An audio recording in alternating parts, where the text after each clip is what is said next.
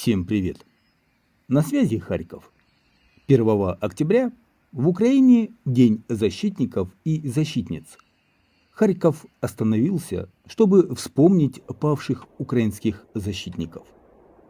Сегодня также вся Украина остановилась в 9 часов утра на общенациональную минуту молчания.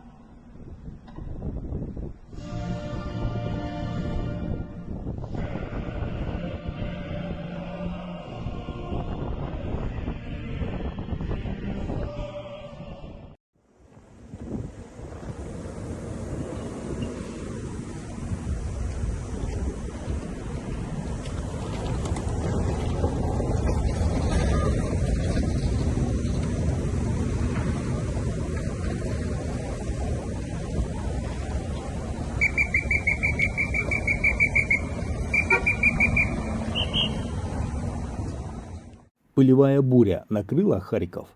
Еще утром 30 сентября харьковчане заметили, что их автомобили покрыты пылью, а в городе смог. К дыму из пригородов, где больше месяца горят леса и поля, добавилась пыль из Центральной Азии. Как объяснили в Украинском гидрометеорологическом центре, в Каспийской низменности наблюдается пылевая буря и высокое опыление воздуха. Поскольку ветер сейчас переносит воздух из того региона, то есть с юго-востока, то поднятая в Каспии пыль в виде мельчайших его частиц переносится в Украину в верхних слоях атмосферы. Уже к вечеру 30 сентября солнца не было видно из-за пыли в воздухе. Такой себе туман не давал пробиться солнечным лучам. Улицы выглядели, словно были окутаны дымом.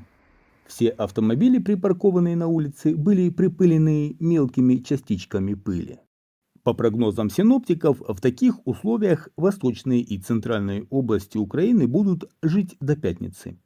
Мелкая пыль уже осела в Полтавской, Киевской, Сумской, Днепропетровской, Запорожской, Донецкой, Луганской и других областях. На видимость и качество воздуха в Харькове влияет не только песчаная буря, но и постоянные пожары в экосистемах пригорода. Леса и поля в Харьковской области массово горят с середины августа. Например, в эти выходные горела сухая трава в Новобаварском районе. Дымом затянуло Холодную гору, часть центра. Также большой пожар в экосистеме произошел вблизи Мерефы. А синоптики обещают, что первая неделя октября все так же будет сухой, без осадков и, как для октября, достаточно теплой.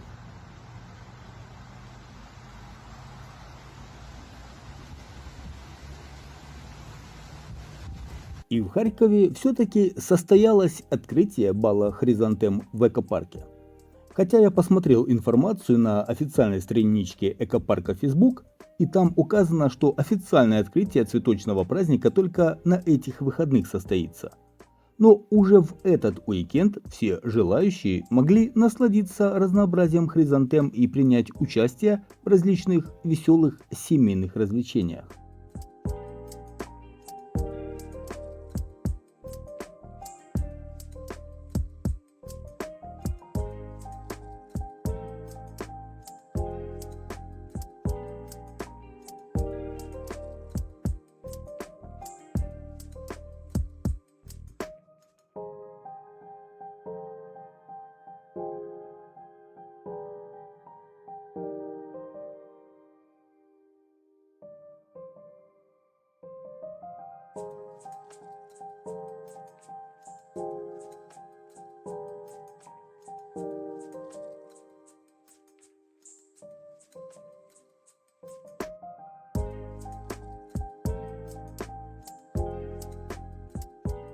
А еще экопарк готовится к открытию новой локации.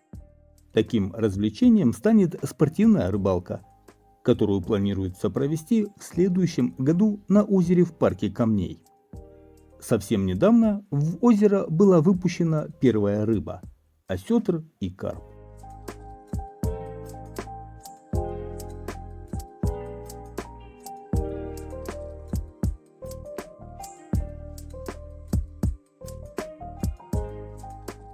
Еще одна приятная новость – Харьков снова с уличным освещением. Как сообщил мэр Харькова Игорь Терехов, это стало возможным благодаря отмене ограничений со стороны правительства. Со вчерашнего дня в Харькове начали включать свет во дворах и на всех центральных магистралях. Затем зажгут фонари и в более отдаленных от центра районах.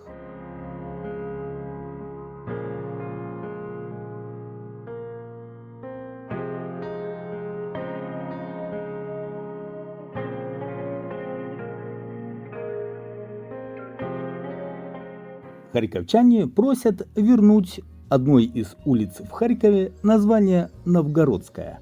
Они считают, что ее ошибочно переименовали во время деколонизации, поскольку название связали с российским Новгородом. На самом деле улица получила название от термина «новый город», который касался планов развития города в 20 веке. Собственно, это чисто харьковское историческое название, которое не связано с Россией. Я напомню, что в этом году улицу Новгородскую переименовали в Европейскую.